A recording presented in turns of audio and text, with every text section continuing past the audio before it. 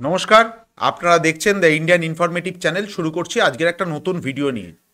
একটি নয়, দুখানা ফিফথ জেনারেশন ফাইটার এয়ারক্রাফটের অফিসিয়ালি রাশিয়া অফার করে দিল ভারতকে। এবং এটি মানে এই বিজ্ঞপ্তি দেওয়ার সাথে সাথেই ভারতের যে থিঙ্ক ট্যাঙ্ক তারাও কিন্তু নতুন করে চিন্তাভাবনা করা শুরু করে দিল। তো এটি কি জানার জন্য ভিডিওটি শেষ পর্যন্ত দেখুন। ভিডিওটি যদি ভালো লাগে তাহলে অবশ্যই লাইক করবেন এবং আমাদের চ্যানেলটিকে সাবস্ক্রাইব করবেন। আপনারা জানেন যে আর কিছুদিনের মধ্যেই ভারতে ব্যাঙ্গালোরে অ্যারো ইন্ডিয়া 2025 অর্থাৎ যে এয়ার শো চালু হবে এবং সেখানে Russian fifth generation fighter aircraft অর্থাৎ Su-57 ভারতে ল্যান্ড করার সাথে সাথে রাশিয়ান রোজোবোরন এক্সপোর্ট থেকে ভারতকে কার্যত দুখানা ফিফথ জেনারেশন ফাইটার প্লেনের অফার করে দিল এবং সেটা অফিসিয়ালি তারা বিবৃতি জারি করে দিল। তো ঘটনাটা হচ্ছে রাশিয়া খুব বুদ্ধিমত্তার সাথে এখানে ভারতীয় থিঙ্ক ট্যাঙ্ককে বোঝাতে চেয়েছে যে রাশিয়া কিন্তু ভালো রকম জানে যে ভারতের এই মুহূর্তে যে এয়ারফোর্সের যে স্ট্রেংথ, সেই ডিপ্লিটিং স্ট্রেংথ কন্টিনিউ কমতে শুরু করেছে এবং এটা যেভাবে দিনের পর দিন কমতে শুরু করেছে এবং আগামী বছর ধরা হচ্ছে আরও 2 স্কোয়াড্রন মিগ-21 বাইসনকে কিন্তু ভারতীয় বায়ুসেনা বসিয়ে দেবে এবং ফলত বিশ্বের চতুর্থ বৃহত্তম বায়ুসেনার কিন্তু অবস্থা খুব দুর্বিষহ হয়ে উঠছে। এবং এখানেই রাশিয়া ভারতকে দুখানা ফিফথ জেনারেশন ফাইটার এয়ারক্রাফটে শুধু অফারই করলো না, জয়েন্টলি প্রোডাকশন করার জন্য তারা ভারত সরকারকে প্রেস বিজ্ঞপ্তি দিয়ে তারা জানিয়ে দিল। ঘটনাটা হচ্ছে রাশিয়ান কর্তৃপক্ষ খুব ভালোভাবেই জানে যে ভারতীয় বায়ুসেনার এই মুহূর্তে সব থেকে যদি ফার্স্ট চয়েস হয়ে থাকে সেটি হচ্ছে রাফেল ফাইটার এয়ারক্রাফট। আপনারা প্রত্যেকেই জানেন যে ভারতীয় বায়ুসেনার রাফেল ফাইটার এয়ারক্রাফটের প্রতি একটা দুর্বলতা রয়েছে।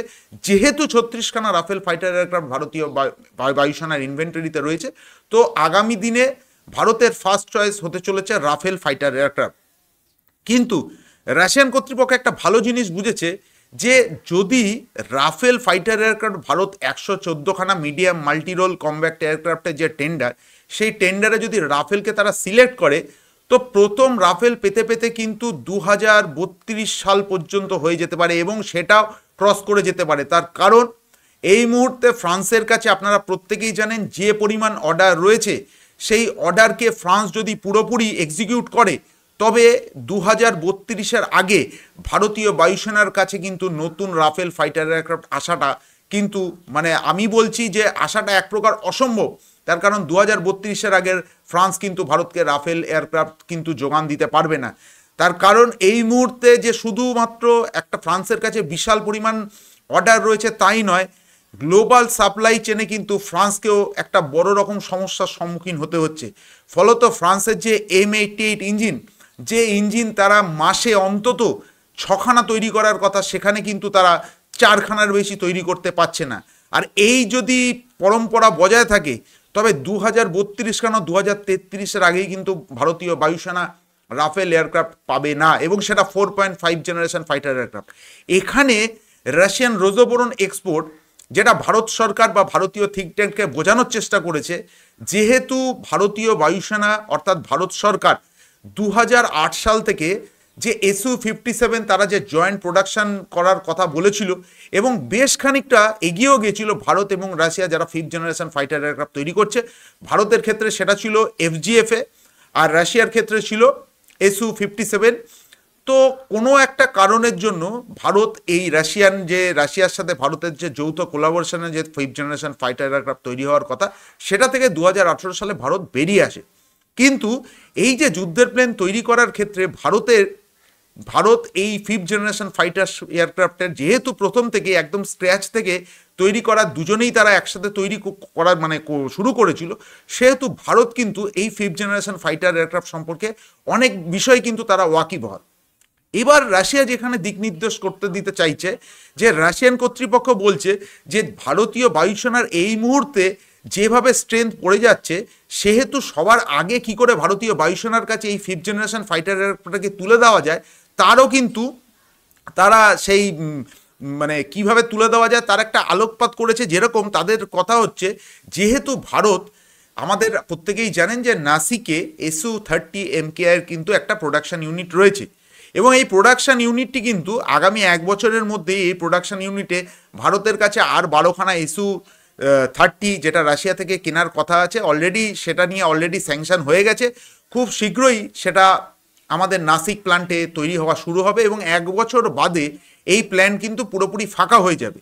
তো রাশিয়ান কর্তৃপক্ষ বলেছে যে ভারতের এই নাসিক প্ল্যান্টকে সামান্য মাইনার কিছু চেঞ্জেস করে কিন্তু এখানে Su-57 কিন্তু ভারত এখানেই তৈরি করতে পারে। তার জন্যে শুধুমাত্র তারা শুধু যে টেকনোলজি ট্রান্সফার করবে তা না, ভারতের যে এই ইঞ্জিন যেটা কিনা Su-57 যে AL-51 ইঞ্জিন, সেটা কিন্তু শুধুমাত্র Su-57 কিন্তু ইনস্টল করা থাকবে না, Su-75 কিন্তু এই একই ইঞ্জিন সেখানে ইনস্টল করা থাকবে। তো ভারত সরকারের কাছে রাশিয়ার কর্তৃপক্ষ জানিয়েছে যেহেতু দুটো যুদ্ধের প্লেনেরই ইঞ্জিন কিন্তু এক এবং মোরাললেস একটা সিঙ্গেল ইঞ্জিন এবং একটি ডবল ইঞ্জিন, তো সেক্ষেত্রে ভারতীয় বায়ুসেনার কোনো রকম সমস্যা হবে না।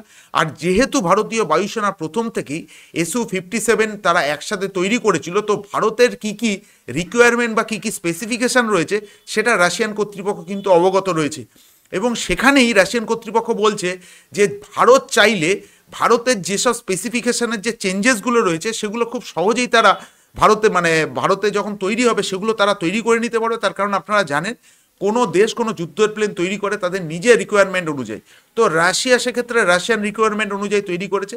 তো ভারত চাইলে ভারতের যে যে স্পেসিফিকেশন দরকার সেগুলো তারা নিজেরাই সেখানে চেঞ্জেস করে নিতে পারবে, যেহেতু ভারতকে রাশিয়া পুরোপুরি টেকনোলজি ট্রান্সফার করে দিতে চাইছে। যদিও ইঞ্জিন সম্পর্কে এখনো পর্যন্ত পুরোপুরি খবর আসেনি, তবে যেটুকুনি শোনা যাচ্ছিল আজ থেকে 2 মাস আগে যে রাশিয়ান কর্তৃপক্ষ চাইছে যদি ভারত বড় রকমের কোনো রকম অর্ডার দেয় তবে সেক্ষেত্রে তারা ইঞ্জিনের টেকনোলজি ট্রান্সফার করে দেবে, যেহেতু তারা আর পূর্বের যে ভুল সেই ভুল থেকে তারা শিক্ষা নিয়েছে। আর যেহেতু ভারত রাশিয়ান ব্লক থেকে সরে গিয়ে আমেরিকা বা ফ্রান্সের ব্লকে চলে যাচ্ছে, সেহেতু রাশিয়ান কর্তৃপক্ষ একটা জিনিস বুঝতে পেরেছে যদি ভারতকে পুরোপুরি টেকনোলজি ট্রান্সফার করা না হয় তবে সেক্ষেত্রে ভারত কিন্তু আর রাশিয়ার দিকে ঝুঁকবে না, তারা রাফেল বা অন্য কোনো যুদ্ধের প্লেনের দিকে ঝুঁকতে শুরু করবে। এ প্রসঙ্গে বলে রাখা ভালো যে Su-57 সাথে সাথে Su-75 রাশিয়া এই কারণেই তৈরি করতে চাইছে। রাশিয়া একটা জিনিস ভালো রকম বুঝেছে যে এই যে রাফেলের কথা দেখুন, রাফেল ভারত অর্ডার দেওয়ার আগে পর্যন্ত ফ্রান্স খুব বেশি রাফেলের কিন্তু অর্ডার পায়নি, কিন্তু যবে থেকে ভারত যে 36খানা রাফেল কেনার সাথে সাথে ফ্রান্সের কাছে কিন্তু একটার পর একটা দেশের কিন্তু অফার আসতে শুরু করেছে। তো রাশিয়া চাইছে ভারতের মাধ্যমে, যেহেতু তাদের উপর একটা স্যাংশন রয়েছে, সেহেতু ভারতের মাধ্যমে Su-57 এবং Su-75কে তৈরি করে তারা ব্রহ্মস মডেলে এই যুদ্ধের প্লেনগুলোকে বিশ্বের অন্যান্য দেশের কাছে বিক্রি করতে পারবে। আবার এই প্রসঙ্গে রাশিয়ার একটা কথাও বলেছে, অনেকে বলছে যে যদি রাশিয়ার এই যুদ্ধের প্লেন ভারতে তৈরি হয় তবে ভারতের যে আমকা প্রজেক্ট সেটা কিন্তু হ্যাম্পার হতে পারে। সেখানেও রাশিয়ান কর্তৃপক্ষ বলেছে তাদের হ্যাম্পার হওয়ার কোনো জায়গাই নেই, হ্যাম্পার বন্ধ হওয়ার। তার কারণ হচ্ছে ভারত চাইলে রাশিয়া তারা এতদিনে যে টেকনোলজি গ্যাদার করেছে, ভারত চাইলে অ্যামকার ক্ষেত্রে তারা কিন্তু তাদের ফুল সাপোর্ট ভারতকে দিতে পারবে এবং ভারতের অ্যামকা প্রজেক্টকে ভারত খুব তাড়াতাড়ি এক্সিকিউট করতে পারবে। এবং তারা বলেছে যেহেতু ভারতের পক্ষে একটা সুবিধা হচ্ছে তেজাস মার্ক 2 ভারত নিজেরাই তৈরি করে ফেলেছে এবং আগামী কিছুদিনের মধ্যেই তেজাস মার্ক 2 ভারতে আসবে, তবে 4.5 জেনারেশন ভারত চাইলেই নিজের মতন করে তৈরি করে নিতে পারে।